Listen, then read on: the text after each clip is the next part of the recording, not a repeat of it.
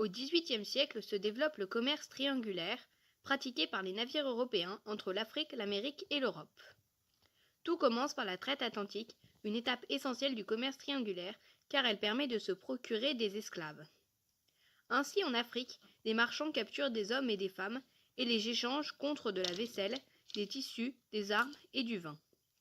Les captifs africains sont ensuite déportés vers les colonies d'Amérique, où ils sont vendus comme esclaves à des colons européens.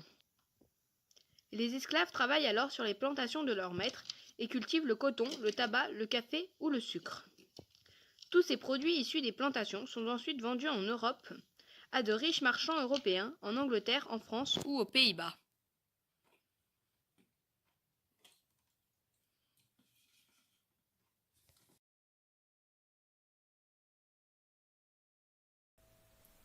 La traversée de l'Atlantique.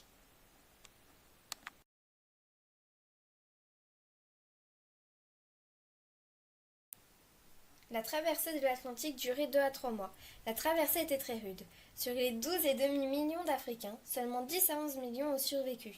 Les captifs devaient rester couchés, entassés en cuillère ou assis. Ils étaient enchaînés, nus, dans un espace de 1 mètre carré avec une hauteur d'environ 70 cm. Malgré ces contraintes, ils avaient le droit de sortir sur le pont quelques minutes par jour. Ils se douchaient 2 fois par semaine en douche collective et se rinçaient la bouche avec du vinaigre chaque matin. Leur tête était régulièrement rasée et leurs ongles coupés. Ils mangeaient principalement du blé et des graines accompagnées de poissons.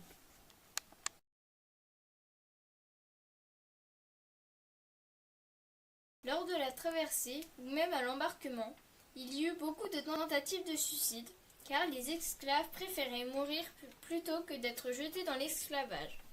Pour cela, ils sautaient de l'échelle du navire ou alors dans la mer lors de leur promenade sur le pont.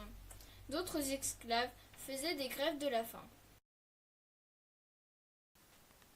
Les esclaves ont tenté de nombreuses révoltes sur les navires.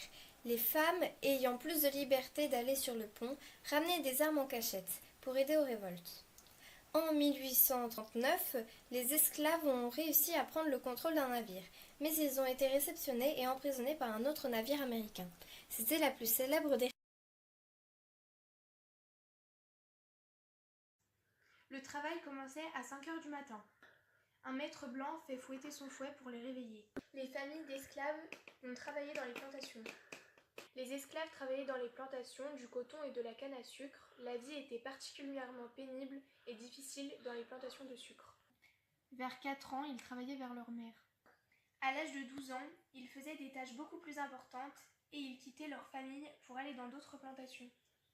Ils finissaient tôt le soir, ils se couchaient tôt pour être en forme le lendemain.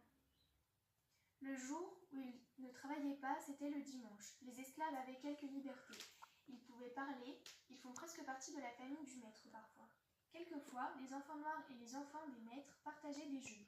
Quand les esclaves se retrouvaient le soir, ils pouvaient chanter ensemble le blues. C'est ainsi que les esclaves ont créé le blues, une musique sous l'emprise.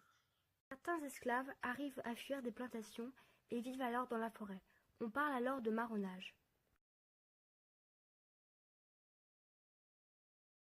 L'abolition de l'esclavage. La fin de l'esclavage en France.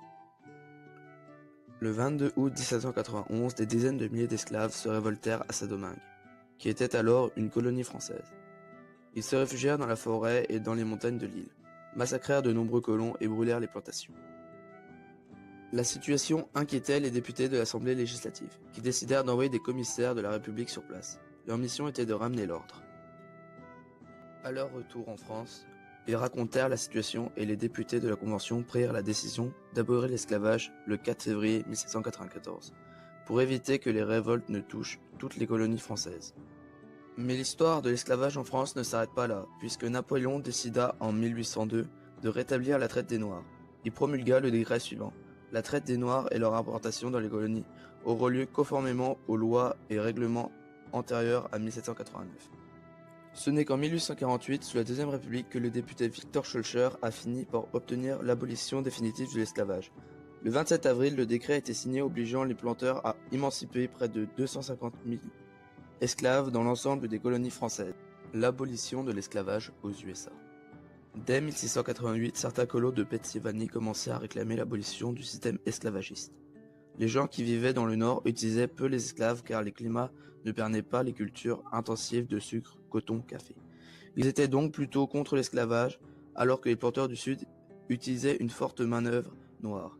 Ils ne souhaitaient pas l'abolition d'un système qui leur apportait beaucoup d'argent. Progressivement, les États du Nord décidèrent d'abolir l'esclavage et la traite des Noirs, mais la Constitution ne possède pas d'article à ce sujet. Cette question a été l'origine de la guerre de sécession. Elle opposa les États nordistes abolitionnistes aux États sudistes. Après la victoire des États du Nord, l'esclavage fut définitivement aboli en 1865 par le 13e amendement de la Constitution américaine.